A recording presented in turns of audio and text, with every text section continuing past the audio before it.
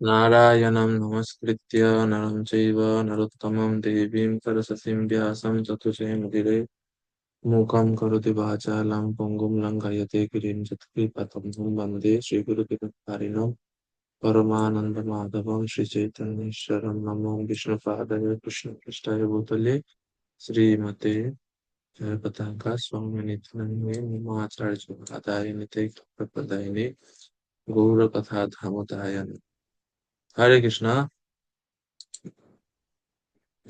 শ্রীমদ্ ভাগবতম তৃতীয় স্কন্ধ আমরা আজকে 15 নম্বর শ্লোক থেকে শুরু করব। তৃতীয় স্কন্ধ 25 অধ্যায় শ্লোক নাম্বার 15। তো আমরা এখন পড়ছি কিভাবে প্রথম প্রশ্ন করেছেন মাতা দেবহূতি ভগবান কপিল দেবের কাছে। কপিল দেব সেই প্রশ্নের উত্তর দিচ্ছিলেন। তো মুক্ত এবং বদ্ধ জীবের চেতনা বা মনের স্থিতির কথা তিনি এখন বলছেন। যে প্রশ্ন ছিল অহম মম যে ভাব, সেটা থেকে কিভাবে মুক্ত হওয়া যায়। তো মন হচ্ছে যেহেতু সমস্ত ইন্দ্রিয়ের কেন্দ্রবিন্দু, মনের উপর ভিত্তি করে আমরা আসক্ত, বিরক্ত বা বৈরাগ্য সবকিছু ভিত্তি করে বা নির্ভর করে মনের অবস্থার উপর। এই জন্য তিনি বদ্ধ এবং মুক্ত চেতনা সম্পন্ন জীবদের কথা বলছেন। তো খুবই সুন্দর এবং গুরুত্বপূর্ণ শ্লোক এই প্রসঙ্গে আসবে, খেয়াল করবেন আপনারা। তো শ্লোক নাম্বার 15। चेता खल्वस्य बन्धाय मुक्तये चात्मनो मताम् गुणेषु सक्तं बन्धाय रतं वा पुंसि मुक्तये। যেই অবস্থায় জীবের চেতনা প্রকৃতি তিনটি গুণের দ্বারা আকৃষ্ট হয় তাকে বলা হয় বদ্ধ জীবন। কিন্তু সেই চেতনা যখন পরমেশ্বর ভগবানের প্রতি আসক্ত হয় তখন তা হচ্ছে মুক্তি, তখন তিনি মুক্ত হন। তো বদ্ধ এবং মুক্তকে কৃষ্ণ চেতনায় যখন আমরা আমাদের মন পূর্ণ থাকে সেটা হচ্ছে মুক্ত জীবন। আর জড় চেতনার বা জড় প্রকৃতির তিন গুণের দ্বারা আকৃষ্ট হয়ে যখন আমরা অবস্থান করি সেটা হচ্ছে বদ্ধ জীবন। তাইলে বদ্ধ এবং মুক্ত সবকিছু নির্ভর করে কোথায়? চেত চেত খলু আস্যা বন্ধায় মুক্তয়ে চাত্মনো মতম। চেত জীবাত্মার মনই হচ্ছে দুঃসঙ্গ এবং সুসঙ্গের দ্বারা বন্ধন এবং মোচনকারী। দুঃসঙ্গ আমাদের বন্ধন করে, সুসঙ্গ আমাদের বন্ধন মোচন করে। বন্ধ কেন হয়? গুণেষু সক্তম বন্ধায়, প্রকৃতির গুণের প্রতি যখন আকৃষ্ট হয় তখন সে বদ্ধ হয়। আর প্রকৃতির গুণ থেকে মুক্ত হয়ে যখন সে পুংসি, পুংস শব্দের অর্থ হচ্ছে নর বা মানুষ। যেহেতু কৃষ্ণ পরম পুরুষ সেজন্য ওনাকে বলা হচ্ছে পুংসি। পুংসি যিনি হচ্ছেন পুরুষোত্তম নির্গুণ ভগবান, তার প্রতি যখন আমরা আসক্ত হই তখন আমরা মুক্তি লাভ করি। তো এই হচ্ছে বন্ধন এবং মুক্তির সংজ্ঞা। তো এখন 15 নম্বর শ্লোকে ভগবান কপিল দেব বলছেন যে কেউ যখন চেতনা কারো চেতনা যখন পরমেশ্বর ভগবানের প্রতি আসক্ত হয় তখন তিনি মুক্ত হন। মুক্ত অবস্থাতে চেতনাকে কিভাবে প্রয়োগ করে বা চেতনা কিভাবে কাজ করে সেটা এখন 16 নম্বর শ্লোকে 16, 17, 18 এই তিনটি শ্লোকে বলা হচ্ছে। 16 থেকে 18, এই 16, 17, 18 এই তিনটি শ্লোকে সংক্ষেপে বলা হচ্ছে সিমটমস অফ লিবারেটেড মাইন্ড। যারা মুক্ত শুদ্ধ ব্যক্তিগণ তাদের লক্ষণ বা তাদের মনের স্থিতি কথা 16 থেকে 18 নম্বর শ্লোকে বলা হচ্ছে। अहं ममाभिमानो उत्थै काम लोभादिभिर्मलैः वीतं यदा मनः शुद्धम् अदुःखम् असुखम् समम्। মানুষ যখন আমি এবং আমার এই ভ্রান্ত পরিচিতি প্রসূত কাম, লোভ ইত্যাদি কলুষ থেকে সম্পূর্ণরূপে নির্মল হন, তখন তার মন শুদ্ধ হয়।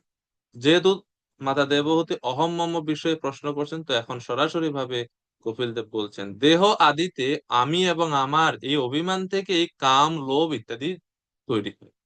যদি কারো অহম মম ভাবই না থাকে, তাহলে কাম ক্রোধের কোনো প্রশ্নই আসে না। তার প্রতি আপনি রাগ করবেন।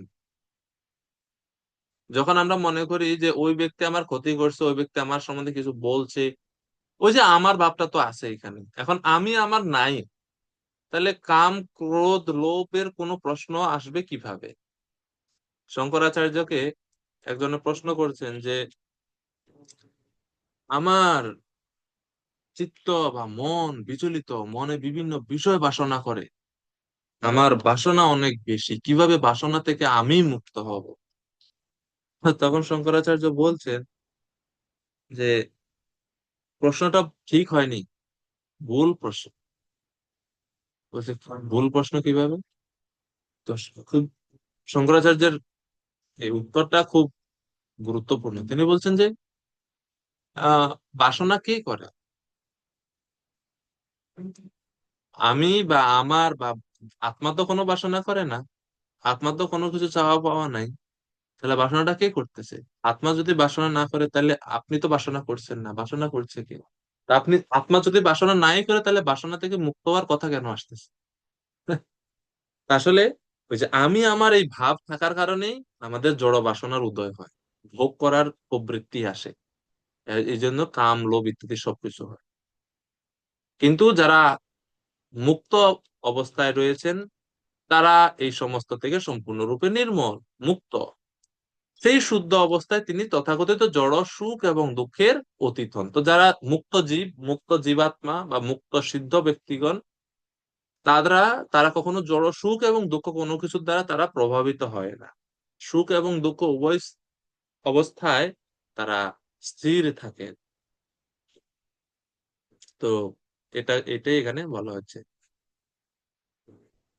এরপরে 17 নম্বর শ্লোক। তো সেই শুদ্ধ অবস্থায় বা সেই মুক্ত অবস্থায় তখন তিনি কিভাবে সবকিছুকে দেখেন? তদা পুরুষ আত্মানম কেবলম প্রকৃতে পরম নিরন্তরম স্বয়ং জ্যোতি অনিমানম অখণ্ডিতম।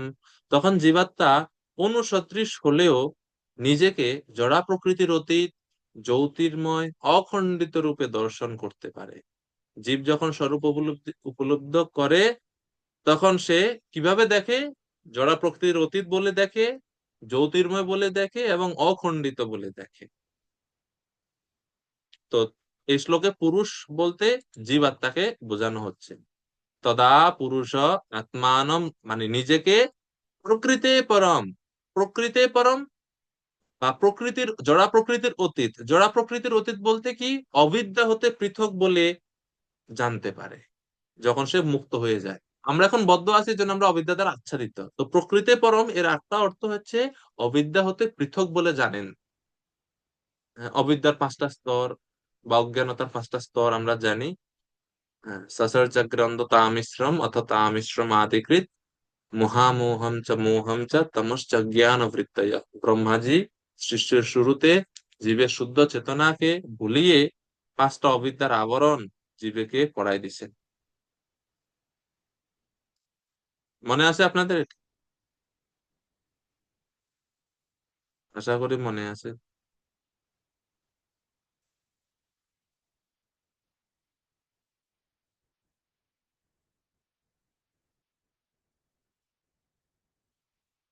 তো সেই মুক্ত অবস্থায় জীব অবিদ্যা থেকে মুক্ত, এই জন্য বলছে প্রকৃতি পরম। তারপর হচ্ছে নিরন্তরম, নিরন্তর। এরপরে নিরন্তর স্বয়ং জ্যোতি, স্বয়ং জ্যোতি মানে হচ্ছে অনাবৃত প্রকাশ, মানে যার প্রকাশ আবৃত হয়নি। জীবের যে প্রকাশ বা জীবের যে জ্যোতি, জীবাত্মার যে জ্যোতি, যেটা আবৃত হয়নি, এই জন্য বলছে স্বয়ং জ্যোতি। এবং অনিমানম, অনিমানম বলতে সূক্ষ্ম। জীব যদিও অনুসদৃশ, মানে আয়তনগত ভাবে কেশাগ্রের 10 সহস্র ভাগের 1 ভাগ যেটা বলা হয়। তো অনিমানম এবং অখণ্ডিত। অখণ্ডিত বলতে যা বিষয় বাসনা সমূহের দ্বারা কখনো খণ্ডিত বা উম, বিভ্রান্ত হয় না, এই জন্য অখণ্ডিত। তো শিল প্রভুপাদ তাৎপর্যে স্বয়ং জ্যোতি শব্দের ব্যাখ্যা করে বলছেন, সূর্যের কিরণ যেন যেমন জ্যোতির্ময়, সূর্যের এক সূক্ষ্ম কণা তেমনি তেমন সূর্যের কণাও জ্যোতির্ময়, তেমনি জীবাত্মা পরমাত্মার এক ক্ষতি ক্ষুদ্র ক্ষুদ্র অংশ। জীবাত্মা পরমেশ্বর ভগবানের বিভিন্ন অংশ বলতে জড় বস্তুর বিভক্ত হওয়ার মতো বোঝায় না। জীবাত্মা প্রথম থেকেই অনুসদৃশ। তো ভগবান, আমরা হচ্ছে ভগবানের অবিচ্ছেদ্য অংশ এখানে বলা হচ্ছে।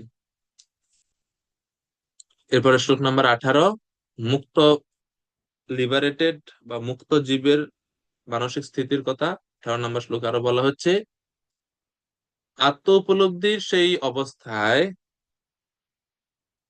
মানুষ ভক্তিযুক্ত জ্ঞান এবং বৈরাগ্যের দ্বারা সবকিছু যথাযথভাবে দর্শন করেন। তখন তিনি জড় বিষয়ের প্রতি উদাসীন হন এবং তার উপর জড়া প্রকৃতির প্রভাব ক্ষীণবল হয়। যখন কেউ মুক্ত হয়ে যায়, জড় জগতের বন্ধন থেকে মুক্ত হয়ে যায়, সেই অবস্থায় মানুষ ভক্তিযুক্ত জ্ঞান এবং বৈরাগ্যের দ্বারা, জ্ঞান ও বৈরাগ্য যুক্তে না ভক্তি যুক্তে না চ আত্মনা, তখন জীব ভক্তিযুক্ত জ্ঞান এবং বৈরাগ্যের অবলম্বন করে। জ্ঞান এবং বৈরাগ্য তাকে আলাদাভাবে আহ অনুশীলন করতে হয় না। ভক্তির পরোক্ষ ফল জ্ঞান এবং বৈরাগ্যের সাথে সাথে আসে এবং এর ফলে তিনি জড় বিষয়ের প্রতি ভক্ত উদাসীন হয়ে পড়ে এবং জড় প্রকৃতির প্রভাব তার উপর আর পড়ে না। এইভাবে ভক্ত জড়া প্রকৃতির প্রভাব থেকে মুক্ত হয়ে চিন্ময় স্থিতি লাভ করে। এভাবে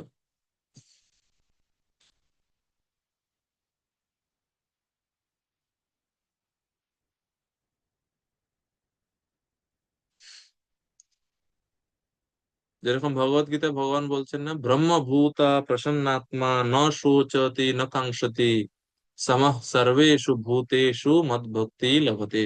ব্রহ্মভাব প্রাপ্ত প্রসন্ন চিত্ত ব্যক্তি কোনো কিছুতে শোক করেন না, আকাঙ্ক্ষা করেন না, সেই রকম অবস্থা স্থিতি লাভ করেন। তো শিল প্রভুপাদ তাৎপর্য বলছেন যে মায়া দুর্বল বদ্ধ জীবের উপর প্রভাব বিস্তার করে।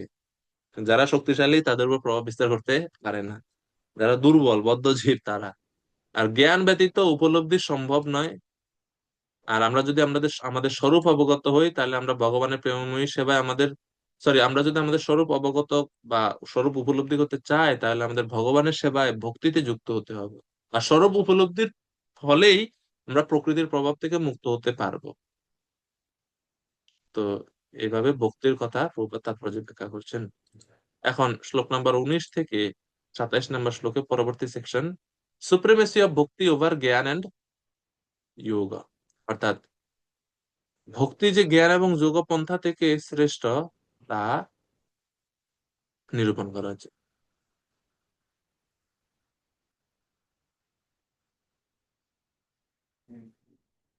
শ্লোক নাম্বার 19 থেকে 27 পর্যন্ত। কেন এখন এই জ্ঞান এবং যোগের ঊর্ধ্বে ভক্তির কথা বলছেন? কেননা 18 নম্বর শ্লোকেই তিনি বলছেন, জ্ঞান ও বৈরাগ্য যুক্তেন ভক্তি যুক্তেন চাপ। ভক্তির থেকেই জ্ঞান এবং বৈরাগ্য আসে, জ্ঞান এবং বৈরাগ্য যুক্ত ভক্তি। এই জন্য বলছেন যে কেউ হয়তো মনে করতে পারে তাহলে জ্ঞান এবং বৈরাগ্যেরও খুব প্রাধান্যতা আছে, এগুলো অনুশীলন করতে হবে। তো এই জন্য এই সন্দেহটা দূর করার জন্য এখন শ্লোক নাম্বার 19 থেকে তিনি ভক্তির পন্থা, ভক্তি যে সর্বশ্রেষ্ঠ তা সরাসরি ভাবে নির্দেশ করছেন, যেন আমরা বিভ্রান্ত না হই। না যুজ্যমানয়া ভক্ত্যা ভগবতি অখলাত্মনি সদৃশস্তি শিব পন্থা যোগিনাম ব্রহ্ম সিদ্ধয়ে। যোগিনাম বা মুমুক্ষানাম, সকল জীবের আত্মস্বরূপ শ্রী ভগবানের প্রতি ভক্তি যোগের আশ্রয় ছাড়া যোগীগণের আর শ্রেষ্ঠ কোনো পন্থা নাই। হ্যাঁ, শ্রীশিল প্রভুপাদ বলছেন যে, অনুবাদে, পরমেশ্বর ভগবানের প্রতি ভক্তিযুক্ত না হলে কোনো প্রকার যোগী আত্ম উপলব্ধিতে সিদ্ধি লাভ করতে পারে না। কেননা সেটি হচ্ছে একমাত্র মঙ্গলজনক পন্থা। অন্য অনেক পন্থা আছে, কিন্তু মঙ্গলজনক পন্থা হচ্ছে একটা, শিব পন্থা। শ্লোকে বলা হচ্ছে শিব পন্থা, বলা হচ্ছে কেন? মঙ্গলজনক পন্থা হচ্ছে একমাত্র ভক্তিযোগ। তো এই জন্য আহ, এই শ্লোকের ব্যাখ্যাতে শ্রীল বিশ্বনাথ চক্রবর্তী ঠাকুর বলছেন, ভক্তি, জ্ঞান এবং যোগ, এই তিনটির মধ্যে কেবলা ভক্তি হচ্ছে শ্রেষ্ঠা। কেবলা ভক্তি হচ্ছে সুখময়ী, কেবলা ভক্তি হচ্ছে পরম মঙ্গল স্বরূপিণী। তিনটি বৈশিষ্ট্য তিনি বলছেন, ভক্তি হচ্ছে শ্রেষ্ঠা, সুখময়ী এবং পরম আনন্দ স্বরূপিণী, সরি, পরম মঙ্গল স্বরূপিণী।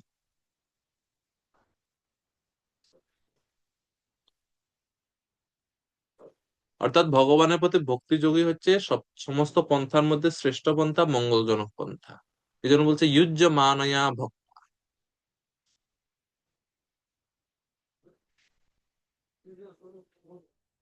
অর্থাৎ ভক্তিতে যুক্ত হয়ে। এরপরে আম, আমরা পূর্বেও শ্রীমদ্ ভাগবতমে প্রথম স্কন্ধে দেখেছি না, বাসুদেবে ভগবতী ভক্তি যোগ প্রয়োজিতা জানায়ত্যা আশু বৈরাগ্যম জ্ঞানম চায়াত অহৈতুকম। অর্থাৎ পরমেশ্বর ভগবানের সেবা করা হলে অচিরেই শুদ্ধ জ্ঞানের উদয় হয়, মানে জ্ঞান এবং জড়জগতের বিষয়ের প্রতি অনাসক্তি বা বৈরাগ্য ভক্ত আপনাতেই লাভ করে। আমরা এটাও জানি পদ্ম পুরাণে ভাগবত মাহাত্ম্য থেকে, যে ভক্তি দেবীর দুই পুত্র হচ্ছে জ্ঞান এবং বৈরাগ্য। ঠিক আছে না? আচ্ছা, তো এরপরে এখন প্রশ্ন, এই ভক্তি যেটা হচ্ছে সমস্ত যোগপন্থার মধ্যে শ্রেষ্ঠ, সুখদায়ক এবং পরম মঙ্গল স্বরূপিণী, এই ভক্তিটা আমরা কিভাবে লাভ করব? প্রশ্ন আসতে পারে, সে ভক্তি লাভের উপায় কি? কোন উপায়ে ভক্তি লাভ করা যাবে? তো বলছে, সে ভক্তির লাভের একমাত্র মূল স্থান হচ্ছে সাধু সঙ্গ। তো সাধু সঙ্গের মহিমা শ্লোক নাম্বার 20 বলা হয়েছে, প্রসঙ্গামজরম পাশম আত্মনঃ কবয় বিদুঃ সৈব সাধুষু প্রীতঃ মোক্ষ দ্বারমপাবৃতম। প্রতিটি তত্ত্বজ্ঞানী ব্যক্তি ভালোভাবে জানেন যে জড় আসক্তি তার সবচাইতে বড় বন্ধন। কিন্তু সেই আসক্তি যখন স্বরূপ সিদ্ধ ভক্তদের প্রতি প্রয়োগ করা হয়, তখন তার কাছে মুক্তির দ্বার উন্মুক্ত হয়ে যায়। আসক্তি তো থাকবেই, কিন্তু আসক্তিকে পরিবর্তন করে জড় থেকে চিন্ময়ে নিতে হবে। যে জড় আসক্তি বন্ধনের কারণ, স্বরূপ সিদ্ধ ভক্তদের প্রতি আসক্তি মুক্তির কারণ। ভগবানের ভক্তদের প্রতি, গুরুদেবের প্রতি যদি আমাদের ভক্তি আসক্তি থাকে, সেটা মুক্তির দ্বার উন্মোচন করে। মোক্ষ দ্বারম অপাবৃতম, আবৃত মানে হচ্ছে আবৃত, আবরণ করা, অপাবৃত মানে মুক্ত করা, মুক্তির দ্বার উন্মোচন করে ভক্ত সঙ্গ, ভক্তদের প্রতি আসক্তি, ভক্ত সঙ্গ। অর্থাৎ আসক্তি জীবের অক্ষয় পাশ, আবার আসক্তি জীবের মুক্তির দ্বার। ঐকান্তিক ভক্তগণের ভক্তির অনুষঙ্গিক ফল, তারা মুক্তি লাভ করে। তো শ্রীল প্রভুপাদ বলছেন, ভক্তের প্রতি আসক্তি মুক্তি, সংসারের প্রতি আসক্তি বন্ধনের কারণ। শ্রীল প্রভুপাদ বলছেন যে ডাক্তারের হাতে ছুরি আর একজন দুষ্কৃতিকারের হাতে ছুরি, ছুরি একটাই, কিন্তু দুইজন ব্যক্তির মনোভাব অনুযায়ী একটা ভয়ঙ্কর আর একটা প্রাণ রক্ষাকারী। ঠিক তেমনি আসক্তিও এমন, ওই ছুরির মতো। ছুরি হচ্ছে নিউট্রাল, কিন্তু তার হাতে আছে, তার উপর ভিত্তি করে চুরি মহিমান্বিত হবে বা অপরাধী বলে গণ্য হবে। তা আসক্তিও তেমনি, বিষয়ের প্রতি আসক্তি বন্ধনের কারণ, শুদ্ধ ভক্তের প্রতি আসক্তি মুক্তির কারণ। আসক্তিকে বন্ধ করা যাবে না। যেটা জ্ঞানীরা করে থাকে, তারা নির্বিশেষ নির্বিশেষ নিরাকারের প্রতি মনকে নিবদ্ধ করতে চায়, মন থেকে সমস্ত আসক্তি মুক্ত করতে চায়, কিন্তু মন থেকে আসক্তি কিভাবে মুক্ত করা যায়? এজন্য তারা অধঃপতিত হয়। প্রভুপাদ বলছেন আমরা দেখতে পাই যে কারো যদি আসক্তির বস্তু না থাকে, কারো যদি সন্তান না থাকে, তাহলে তার সেই আসক্তিকে কুকুর এবং বিড়ালের প্রতি স্থানান্তরিত করে। এর থেকে বোঝা যায় আসক্ত হওয়ার প্রবণতা রোধ করা যায় না। তাই তাকে সর্বশ্রেষ্ঠ উদ্দেশ্য সাধনের জন্য ব্যবহার করতে হবে। জড় বিষয়ের প্রতি আসক্তির ফলে আমরা জড়জগতের বন্ধনে আবদ্ধ হই, কিন্তু সেই আসক্তি যখন ভগবানের প্রতি অথবা ভক্তের প্রতি স্থানান্তরিত হয়, তখন তা মুক্তির কারণ স্বরূপ। এটাই হচ্ছে আমাদের উপায়। তো সাধুদের প্রতি আসক্তি আমাদের মুক্তির দ্বার স্বরূপ। কেন?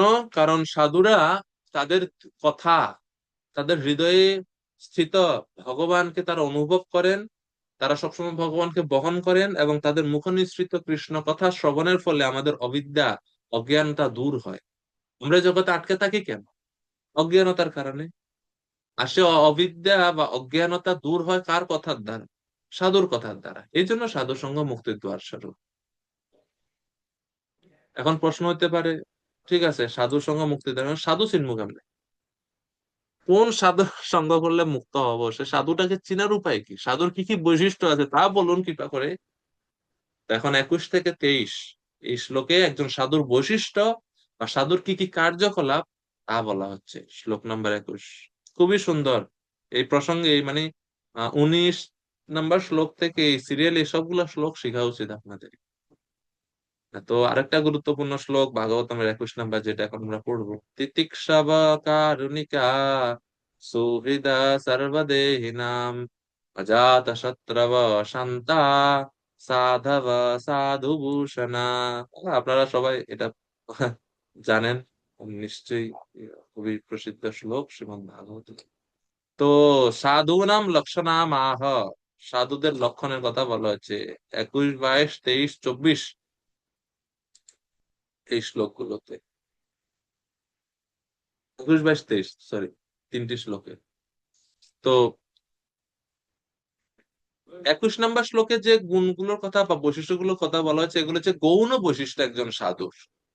আর মুখ্য বৈশিষ্ট্য বর্ণনা করা হবে পরের শ্লোকে, 22 নাম্বার শ্লোকে। তাহলে 21 নাম্বার শ্লোকে হচ্ছে একজন সাধুর গৌণ বৈশিষ্ট্য। গৌণ বৈশিষ্ট্য গুলো কি কি? তিতিক্ষব। তিতিক্ষব মানে কি?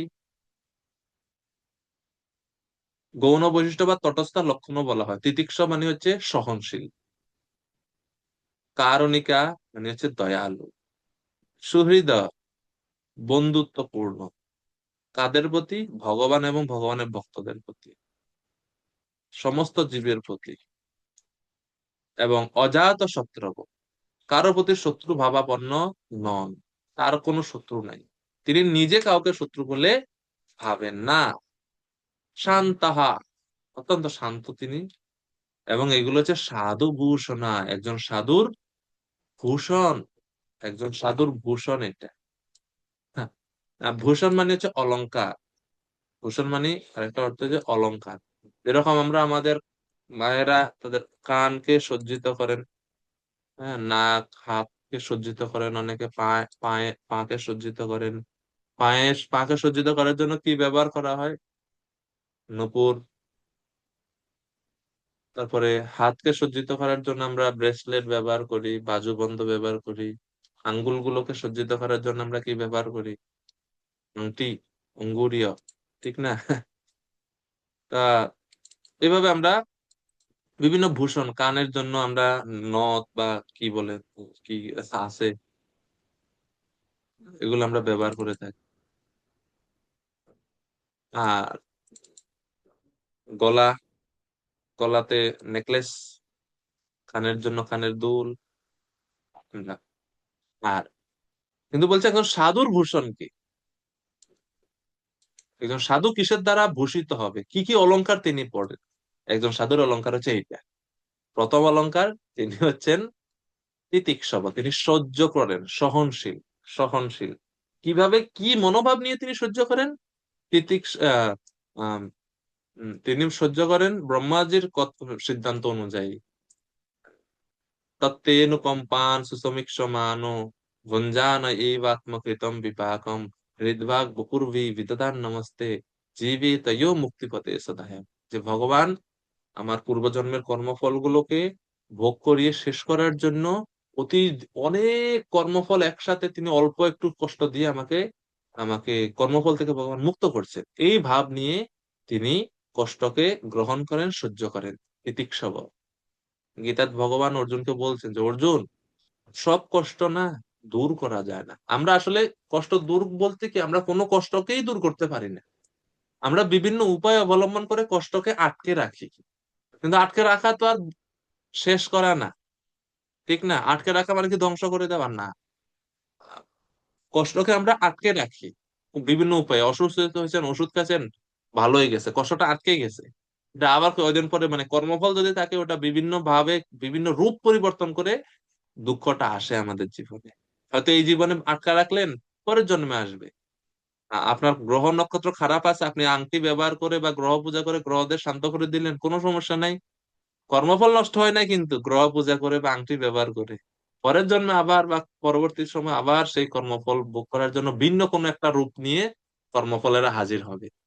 তো কিন্তু একজন ভক্তের কাছে একটা কবচ আছে, যে কবচের দ্বারা তিনি সমস্ত কষ্টকে গ্রহণ করেন, সেটা হচ্ছে তিনি হচ্ছেন সহনশীল, তিনি সহ্য করেন। এই জন্য গীতায় ভগবান বলছেন, মাত্র স্পর্শাস্তু কৌন্তেয় শীত উষ্ণ সুখ দুঃখদা আগমা আপায়না নিত্য তান তিতিক্ষব ভারত। অর্জুন, তা সহ্য করো, কারণ ঋতু চেঞ্জ হবে। গ্রীষ্মের পরে শরৎ, গ্রীষ্মের পরে বর্ষা আসবেই। সহ্য করতে হবে, তুমি বর্ষা আটকাতে পারবে না। বর্ষা ভালো না লাগলেও আটকাতে পারবে না। সহ্য করো, সহ্য করো, তো সহ্য তিতিক্ষব। এইসব গুণের কথা এখানে দেওয়া আছে। শান্ত, শান্ত মানে উগ্র প্রকৃতির নয়। সাধু, সাধু মানে হচ্ছে সরল, একজন ভক্ত সরল হবে। এবং এগুলো হচ্ছে একজন সাধুর সাধু ভূষণ, অর্থাৎ সাধুর ভূষণ স্বরূপ। ঠিক আছে।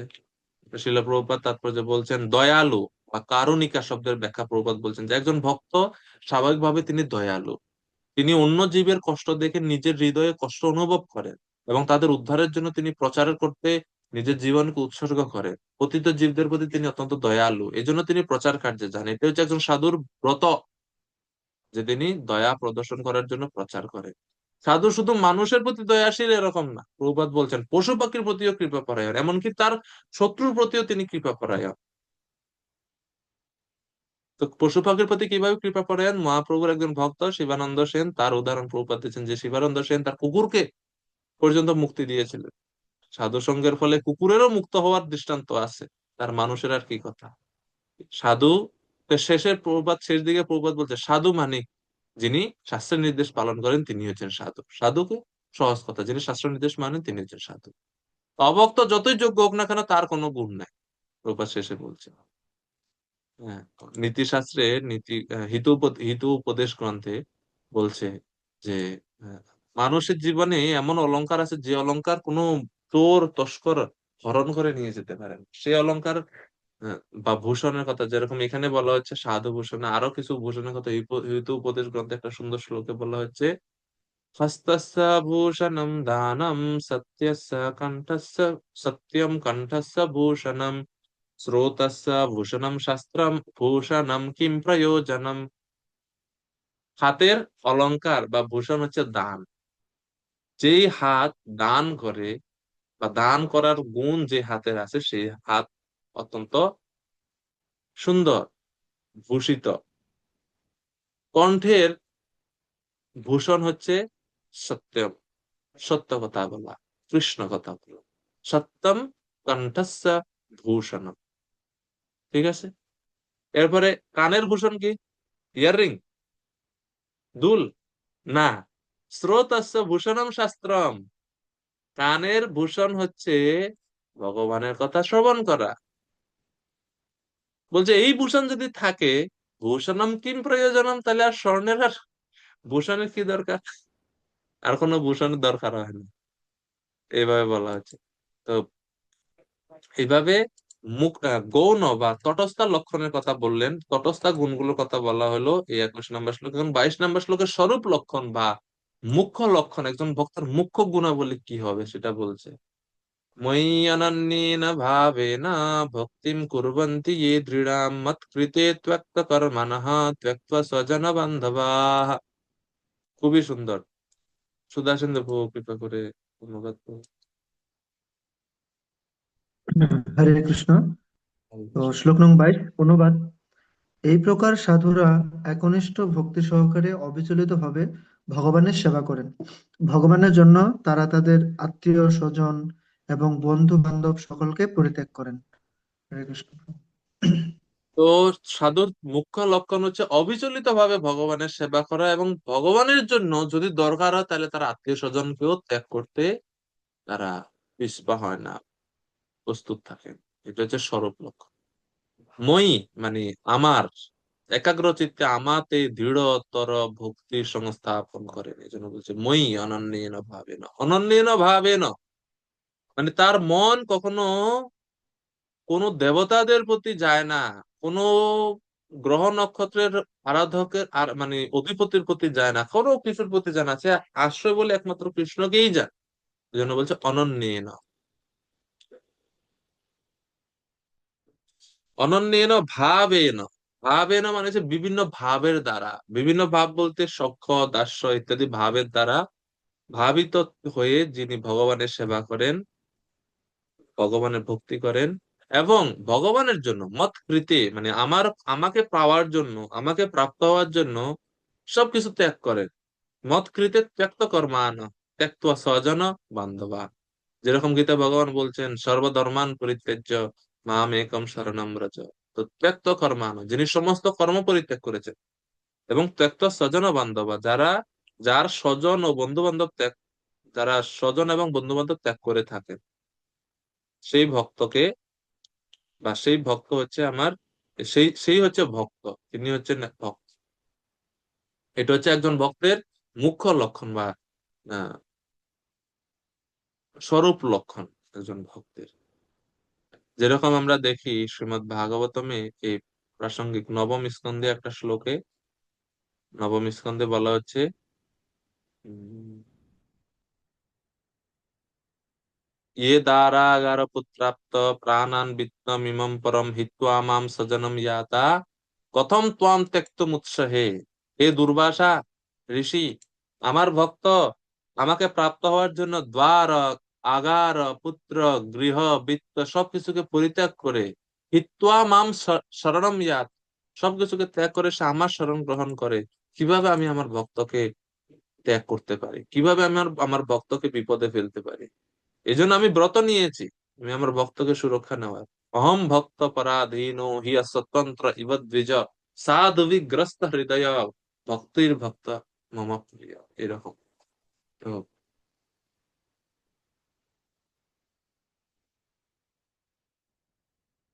এইভাবে একজন ভক্তের মধ্যে সমস্ত গুণ অবস্থান করে। আমরা জানি বৈষ্ণবদের 26টা গুণ রয়েছে। বিশেষ করে এটা চৈতন্য চরিতামৃতে বর্ণনা করা হচ্ছে। কৃপালু, অকৃত দ্রোহ, সত্য সার সম, निर्दोष बदन्य मृदु शुचि अकिंचन, सर्वोपकारक शांत कृष्णैका शरण, अकाम नीतिः स्थिर विजित षड्गुण, मितभूक प्रमत्त মানাদয় মানি, গম্ভীরা করুণা মৈত্রী, মৈত্র কবি দক্ষ মুনি। চৈতন্য চরিতামৃতে মধ্যলীলা 22 অধ্যায়ে 72 22 অধ্যায়ে আছে, শ্লোক নাম্বার আমার ঠিক মনে নাই। তো সেখানে এই বৈষ্ণবের এই গুণগুলোর কথা বলা হচ্ছে, এবং এই সব গুণের মধ্যে মুখ্য গুণ হচ্ছে কৃষ্ণ ইকস্বরম। একজন ভক্ত কৃষ্ণের প্রতি পূর্ণরূপে শরণাগত, এবং এটা হচ্ছে মুখ্য গুণ। এই গুণ থেকে বাদ বাকি সব গুণগুলো আসে, নির্দোষ, বদান্য, মৃদু, কৃপালু, অকৃত দোষ। সেখানে বলা হচ্ছে সর্বমোহা গুণ গণ বৈষ্ণব শরীরে, কৃষ্ণ ভক্তে কৃষ্ণের গুণ সকল সঞ্চারে। সমস্ত মহান মহান গুণাবলী বৈষ্ণবের শরীরে অবস্থান করে। কিভাবে? কৃষ্ণ ভক্তে কৃষ্ণের গুণ সকল সঞ্চারে। কৃষ্ণের যত গুণ আছে সমস্ত গুণ কৃষ্ণের ভক্তের মধ্যে সঞ্চারিত হয়। যেরকম দেখবেন, আহ মা বাবার চেহারা সন্তান পায়, মা বাবার স্বভাব বৈশিষ্ট্য সন্তান লাভ করে না? অনেকে বলে না যে, তোর চেহারা তো তোর বাবার মতো হয়েছে রে, বলে বলে না? তো মা বাবার যে স্বভাব বা গায়ের রং বা চেহারা সন্তান লাভ করে স্বাভাবিক ক্ষেত্রে, তো তদ্রূপ যারা কৃষ্ণের ভক্ত তারাও কৃষ্ণের স্বভাব, কৃষ্ণের গুণ তারা পাবে, পাবে না? কারণ তারা কৃষ্ণের সন্তান না? আমরা সকলেই কৃষ্ণের সন্তান, কিন্তু যেহেতু আমরা মানি না বা আমরা আমরা কৃষ্ণ শরণাগত হই না, এই জন্য আমরা বদ গুণ বা অসৎ গুণ আমরা পাই। তো যারা ভগবানকে মানেন শুদ্ধ স্তর, তারা তো কৃষ্ণের গুণগুলো পায়। এই জন্য বলছে কৃষ্ণ ভক্তে কৃষ্ণের গুণ সকল সঞ্চারে, সেই সব গুণ হয় বৈষ্ণব লক্ষণ, সব কাহা না যায় করি দিক দর্শন। তো চৈতন্য চরিতামৃতে বলা হচ্ছে যে সেই সব গুণ হয় বৈষ্ণব লক্ষণ, সব কাহা না যায়। লক্ষণ বহুত আছে, সবকিছু সব লক্ষণ বলা যাবে না। করি দিক দর্শন, আমি তোমাকে দিক দর্শন করছি। তো এইভাবে একজন ভক্তের মধ্যে সমস্ত দিব্য গুণের সঞ্চার হয়ে থাকে। ঠিক আছে।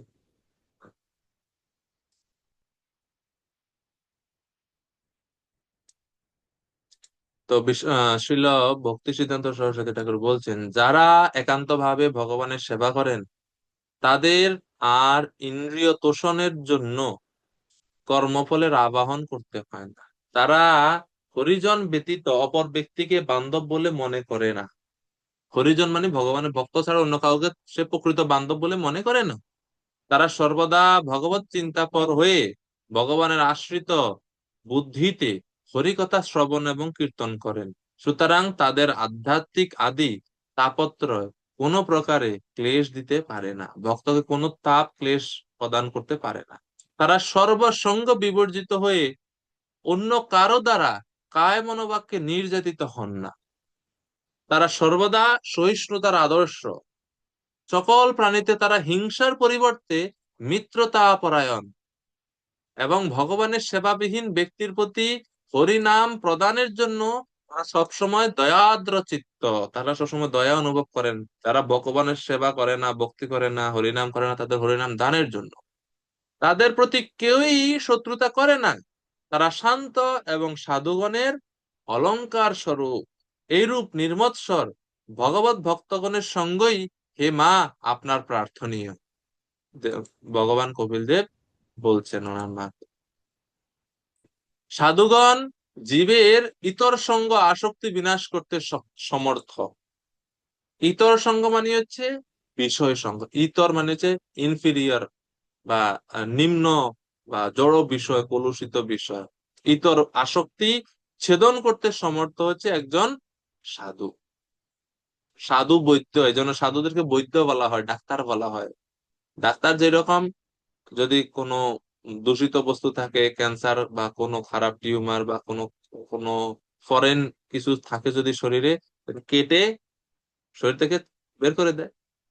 তো একজন সাধুও সেই সাধু তার কৃষ্ণ শক্তি মিশ্রিত কথার দ্বারা আমাদের হৃদয়ের কলুষতা যা আছে সেগুলো সব কেটে দূর করে দেয়। এই জন্য সাধুদেরকে বৈদ্য বলা হয়। চৈতন্য মহাপ্রভুকেও চৈতন্য চরিতামৃতে বৈদ্য বলা হয়েছে, চৈতন্য বৈদ্যম আশ্রয়। তো এইভাবে একজন ভক্তের এ, গুণাবলী যেন বলা হয়েছে। মানে এবং মাকে তিনি বলছেন, ভগবান কপিল দেব দেবহূতি মাকে বলছে এইরকম একজন ভক্তের সঙ্গ আপনার প্রার্থনীয়। সাধুগণ জীবের ইতর আসক্তি বিনাশ করতে সমর্থ।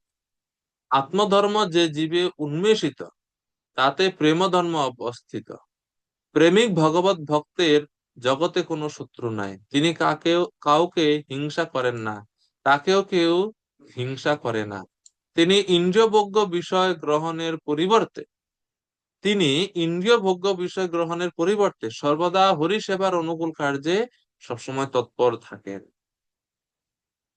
তাদের সঙ্গ বর্জন করলেই জীব অসহিষ্ণু হয়ে স্থূল এবং সূক্ষ্ম শরীর দ্বারা ভোগ লাভ করে হরি সেবা বিমুখ হয়। অর্থাৎ ভক্ত সঙ্গ থেকে যদি আমরা দূরে সরে যাই তখনই আমরা ভোগে লিপ্ত হয়ে যাই।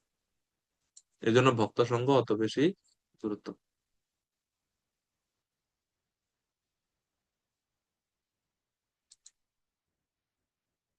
মদাশ্রয়া কথা মৃষ্টা শৃণ্বন্তি কথয়ন্তি চ তপন্তি বিবিধাস্তাপা নৈতান মম গতা চেতস নৈতান মদ্গত চেতসঃ।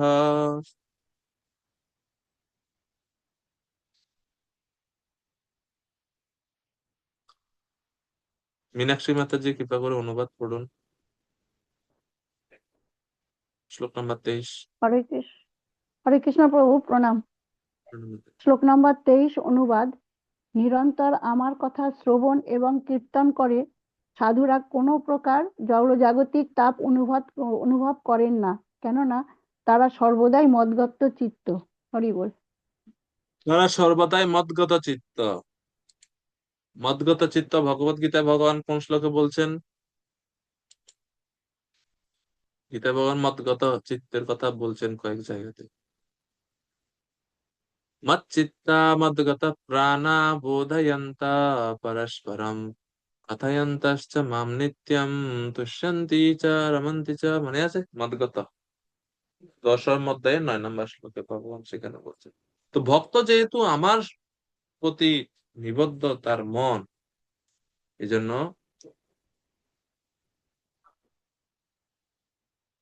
এবং যেহেতু ভক্ত সবসময় শ্রবণ কীর্তনে মগ্ন, এই জন্য জড়জাগতিক তাপ ভক্ত তাপন্তি বিবিধা তাপা নৈতন ন এতান, কোন তাপ তাকে ভোগ করতে হয় না।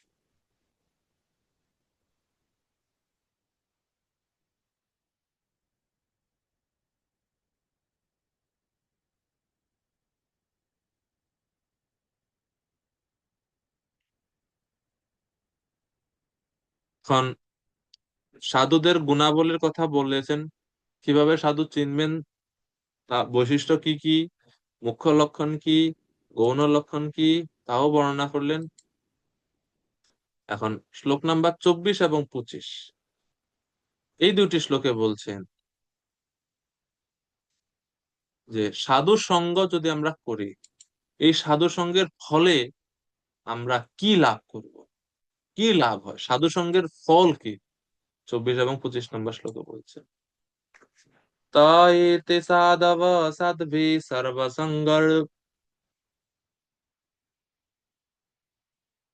সর্বসঙ্গ বিবর্জিতাঃ সঙ্গস্তে তে প্রার্থ সঙ্গ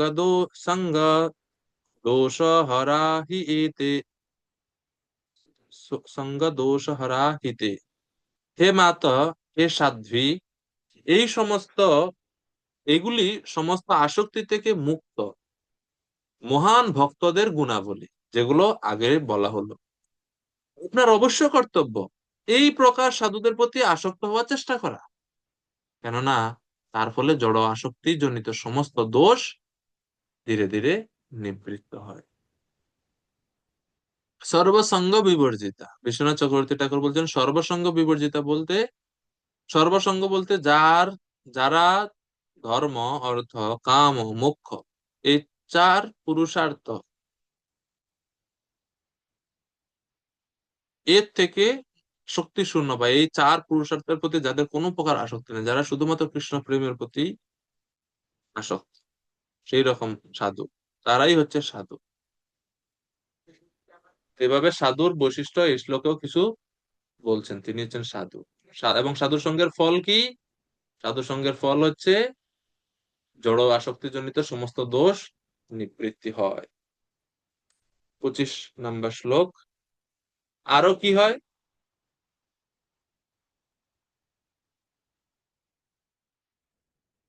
সতাম প্রসঙ্গাৎ মম বীর্য সম্বিদো ভবন্তি হৃৎকর্ণরসায়না কথা তজ্জোশনাদাশু অপবর্গবর্ত্মনি শ্রদ্ধা রতির ভক্তি অনুক্রমিষ্যতি। তো এই শ্লোকে খুব সুন্দরভাবে সাধু সঙ্গের আরো ফলের কথা বর্ণনা করা হচ্ছে।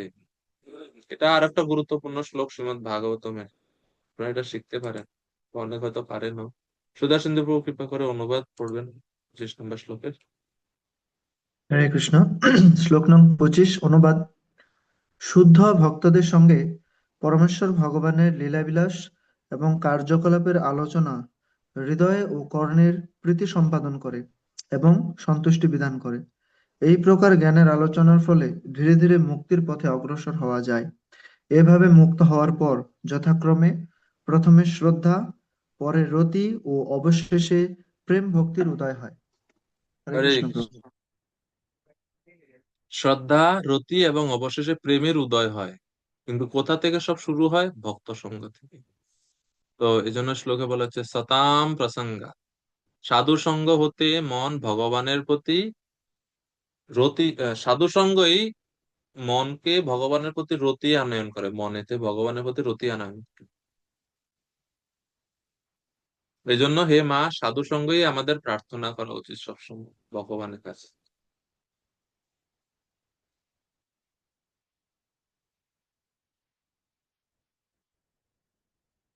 এবং অনর্থ নিবৃত্তি হয়ে থাকে সাধু সঙ্গের প্রভাবে। যদি আমরা অপবর্গ বর্তমানি, অপবর্গ অর্থাৎ অবিদ্যা নিবৃত্তি, অপবর্গ বর্তমান মানে হচ্ছে যে পথ অবিদ্যা থেকে মুক্ত, তো সেই স্থিতি আমরা লাভ করে থাকি সাধুদের সঙ্গে থেকে কৃষ্ণ কথা শ্রবণের ফলে। সতাম প্রসঙ্গাত মম বীর্য সংবিদ, ভগবানের বীর্যবতী কথা যখন আমরা ভক্তদের সঙ্গে থেকে শ্রবণ কীর্তন করি, সেই কথা আমাদের হৃদয়ে যখন প্রবেশ করে কানের মাধ্যমে, ভবন্তি হৃদ কর্ণ রসায়না কথা, কথা আমাদের হৃদয়ে এবং আমাদের কর্ণে কি করে? আনন্দ প্রদান করে থাকে, কেননা কথা কান দিয়ে শ্রবণ করি এবং হৃদয়ে গিয়ে অবস্থান করে। এই জন্য এভাবে শ্রদ্ধা রতির ভক্তি, এখানে শ্রদ্ধা বলতে, শ্রদ্ধা রতি বলতে, শ্রদ্ধা বলতে এই শব্দে বিশ্বনাথ চক্রবর্তী ঠাকুর বলছেন শ্রদ্ধা বলতে এই শ্লোকে আসক্তিকে বোঝানো হচ্ছে, রতি বলতে ভাব স্তরকে বোঝানো হচ্ছে, আর ভক্তি বলতে প্রেম স্তরকে বোঝানো হচ্ছে। এটা খুবই গুরুত্বপূর্ণ, আপনারা এটা লিখে রাখতে পারেন। শ্রদ্ধা মানে এইখানে আসক্তি, রতি বলতে ভাব স্তর, আর ভক্তি বলতে প্রেম স্তরকে বোঝানো হচ্ছে। শ্রদ্ধা রতির ভক্তি অনুক্রমে চৈতন্য চরিতামৃতে মধ্যলীলাতে এভাবে ভক্ত সঙ্গের আরো অনেক সুন্দর সুন্দর শ্লোক দেওয়া আছে। অনেক ভাগবতমে অনেক শ্লোক আছে ভক্ত সঙ্গের গুরুত্ব সম্বন্ধে বলা হচ্ছে। তো চৈতন্য চরিতামৃতে বলা হচ্ছে কৃষ্ণ ভক্তি জন্ম মূল, হয় সাধু সঙ্গ, কৃষ্ণ প্রেম জন্মেতি হো পুনা মুখ্যঙ্গ। কৃষ্ণ ভক্তির জন্ম মূলটা কোন জায়গায়? গাছের, গাছ বড় হইতে হলে তো মূল বা গোড়া এক জায়গায় থাকতে হবে, সে গাছ কৃষ্ণ ভক্তি বা কৃষ্ণ ভক্তিলতার বীজ এর মূল কোন জায়গায়? মূল হচ্ছে সাধু সঙ্গ। আর এমন না যে শেষ ভক্তি হয়ে গেছে, আমি কৃষ্ণকে পেয়ে গেছি, এখন আর সাধু জন্মে সাধু সঙ্গ দরকার হয় না, বলছেন না। এটা আমাদের সাধনা, এটা আবার আমাদের স্বার্থ, দুইটাই। It's our path and goal as well. তো কৃষ্ণ প্রেম জন্মে, যখন আমরা কৃষ্ণ প্রেম লাভ করি, তিহ পুনঃ মুখ্য অঙ্গ, তখনও এই সাধু সঙ্গটাই মুখ্য অঙ্গ রূপে থাকে। ঠিক আছে? কোন ভাগ্যে কোন জীবের শ্রদ্ধা যদি হয়, তবে সেই জীব সাধু সঙ্গ যে করয়, সাধু সঙ্গ হইতে হয় শ্রবণ কীর্তন, সাধন ভক্তি হয় সর্ব অনর্থ নিবর্তন। অনর্থ নিবৃত্তি হইলে ভক্তি নিষ্ঠা হয়। নিষ্ঠা হইতে শ্রবণাদি রুচি উপজয়। রুচি ভক্তি হইতে হয় আসক্তি প্রচুর। আসক্তি হইতে চিত্তে জন্মে কৃষ্ণে প্রীত্যঙ্কুর। সেই রতি গাঢ় হইলে ধরে প্রেম নাম। সেই প্রেমা প্রয়োজন সর্বানন্দ ধাম। এভাবে ভক্তির ক্রমগুলো চৈতন্য চরিতামৃতে বলা হচ্ছে যে সাধু সঙ্গ হইতে শ্রবণ কীর্তন হয়, এবং এভাবে সাধনা করতে করতে আমাদের সমস্ত অনর্থ নিবৃত্তি হয়। অনর্থ নিবৃত্তি হলে ভক্তিতে নিষ্ঠা হয়। নিষ্ঠা হইতে শ্রবণের আদির প্রতি রুচি উৎপন্ন হয়। রুচি হতে আসক্তি হয়। আসক্তি হতে ভাব বা প্রীতি, এবং এটা যখন আরো বেশি গাঢ় হয় তখন প্রেম। এবং সেই প্রেম হচ্ছে প্রয়োজন এবং সমস্ত আনন্দের ধাম বা আশ্রয়। তো এভাবে সবটা শুরু হয় কোথা থেকে? সাধু সঙ্গ থেকে। এই জন্য ভক্তদের সঙ্গের গুরুত্ব বোঝা উচিত এবং লাভ উঠানো উচিত আমাদের।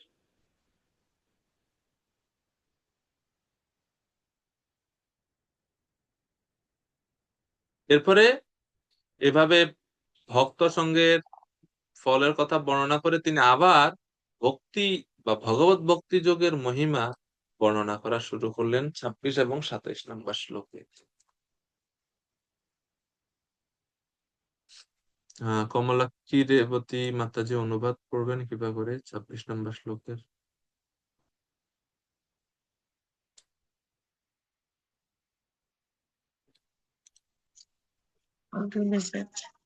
হরে কৃষ্ণ। শুদ্ধ ভক্তদের সঙ্গে পরমেশ্বর ভগবানের লীলাবিলাস এবং কার্যকলাপের আলোচনা হৃদয় ও কর্ণে প্রীতি সম্পাদন করে এবং কোনটা সন্তুষ্টি করছেন? বিধান করে। 26 আচ্ছা, নম্বর। 26। এইভাবে ভক্ত সঙ্গে ভগবত ভক্তিতে যুক্ত হয়ে নিরন্তর ভগবানের কার্যকলাপ সম্বন্ধে চিন্তা করার ফলে ইহলোকে এবং পরলোকে ইন্দ্রিয় সুখ ভোগের প্রতি বিরক্তির উদয় হয়, এবং কৃষ্ণ ভক্তির পন্থা হচ্ছে সবচাইতে সহজ সরল যোগ অনুশীলনের পন্থা।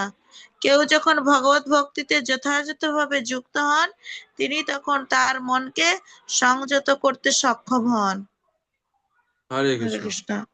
ভক্ত সঙ্গ করার ফলে নিরন্তর ভগবানের কার্যকলাপ সম্বন্ধে চিন্তার উদয় হয় আমাদের মনে। যেরকম বলা হয়ে থাকে যে আহ, যদি কারো করোনা হয়, তার সঙ্গে যদি আমি চলি, তাহলে আমারও কি হবে? করুণা হয়ে যাবে। করোনা হবে। তদ্রূপ যে ভগবত ভক্তরা, যে ভক্তদের লক্ষণ আমরা পূর্বে দেখেছি বা পূর্বে বর্ণনা করছেন ভগবান কপিল দেব, সেই ভক্তদের যদি আমরা সঙ্গ করি, তাহলে স্বাভাবিকভাবে তাদের এই কৃষ্ণ ভক্তির ভাইরাস আমাদেরকেও প্রভাবিত করবে। যেহেতু সেই ভক্তরা সবসময় কৃষ্ণ ভাবনায় মগ্ন থাকেন, কৃষ্ণ সেবায় সবসময় সুযোগ সন্ধান অনুসন্ধান করেন, সেই ভক্তদের সঙ্গ করলে আমাদেরও মনের মধ্যে সবসময় ভগবানের কার্যকলাপ সম্পর্কে চিন্তার উদয় হবে। এটা হচ্ছে প্রকৃত সাধু সঙ্গ। সাধু সঙ্গ বলতে ভক্তিবিশুদ্ধ মহারাজ বলেন যে মশাও তো সাধু সঙ্গ করে। তো সাধু সঙ্গ মানে খালি সাথে থাকা না। সাধু সঙ্গ মানে সাথে থাকা এবং একই সাথে আদেশ নির্দেশ উপদেশ গুলোকেও গ্রহণ করা। এবং এর ফলে কি হয়, যখন ভগবানের কার্যকলাপ সম্পর্কে চিন্তার উদয় হয়, এর ফলে কি হয়, ইহলোক এবং পরলোকে ইন্দ্রিয় সুখভোগের প্রতি বিরক্তির উদয় হয়। এই হচ্ছে কৃষ্ণ ভক্তির সহজ সরল ফল। মন সব শান্ত হয়, সংযত হয়। তো শ্রীল প্রভুপাদের জন্য তাৎপর্য বলছেন যে ভক্তি পন্থা অত্যন্ত সরল, এবং পন্থা অত্যন্ত সরল, কিন্তু ফল সর্বোত্তম ফল। এই জন্য ভগবত ভক্তি অনুশীলন করা উচিত খুব দৃঢ়তার সহিত আমাদের। এবং এইভাবে ভক্ত সঙ্গে ভগবানের ভক্তি করার ফলে শেষে কি হবে? 27 নম্বর শ্লোকে ভগবান কপিলদেব বলছেন, এইভাবে প্রকৃতির গুণের সেবায় যুক্ত না হয়ে কৃষ্ণ ভাবনামৃত বিকশিত করে বৈরাগ্য যুক্ত জ্ঞান লাভ করে এবং পরমেশ্বর ভগবানের সেবায় মনকে একাগ্র করে যোগ অনুশীলনের দ্বারা সে এই জীবনেই আমার সঙ্গ লাভ করে, কেননা আমি হচ্ছি পরম তত্ত্ব পরমেশ্বর ভগবান। তো ভক্ত এভাবে এই জীবনেই, তাকে অপেক্ষা বা অনেক জন্ম পরে না, এই জীবনে এটা নির্ভর করে ঐকান্তিকতার উপরে। এই জীবনেই ভক্ত ভগবানকে লাভ করে, ভগবানের সঙ্গ লাভ করে। এভাবে ভগবানের সেবায় যুক্ত হওয়ার এটা হচ্ছে ফল, ভক্ত সঙ্গের এই হচ্ছে ফল।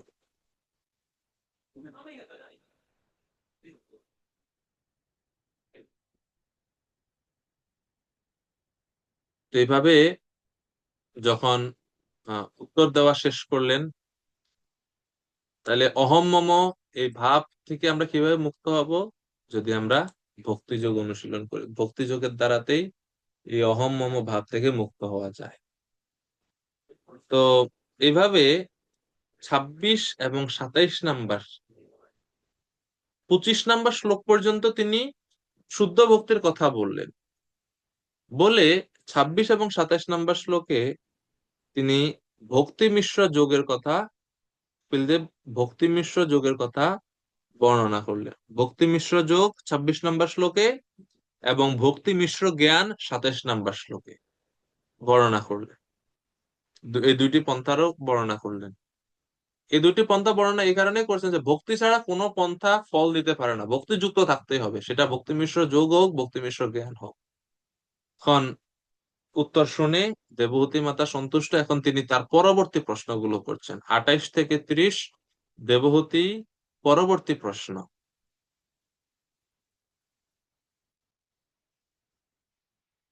তো ওনার এই প্রশ্নের আহ সূত্রপাত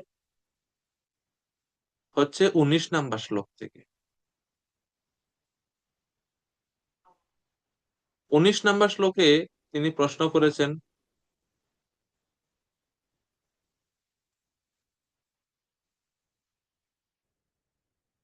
সরি 19 নাম্বার শ্লোকে যখন ভগবান বলছেন যে আহ, মন হচ্ছে মূল, এবং যখন কেউ ভক্তিযোগ অনুশীলন করে, ভক্তিযোগের দ্বারা মনকে শান্ত করা যায়। আর 19 নাম্বার শ্লোকে বলা হয়েছে ভক্তিযোগে যে সমস্ত পন্থার মধ্যে শ্রেষ্ঠ পন্থা, ধ্রুব পন্থা, শিব পন্থা, সর্বশ্রেষ্ঠ পন্থা।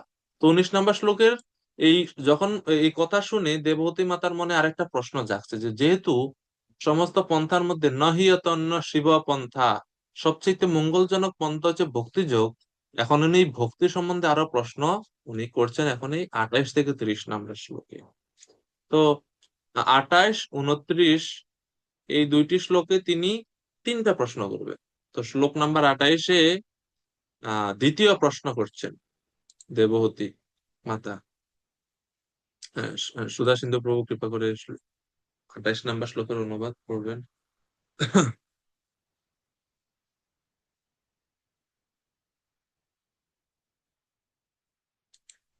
মনে হচ্ছে না?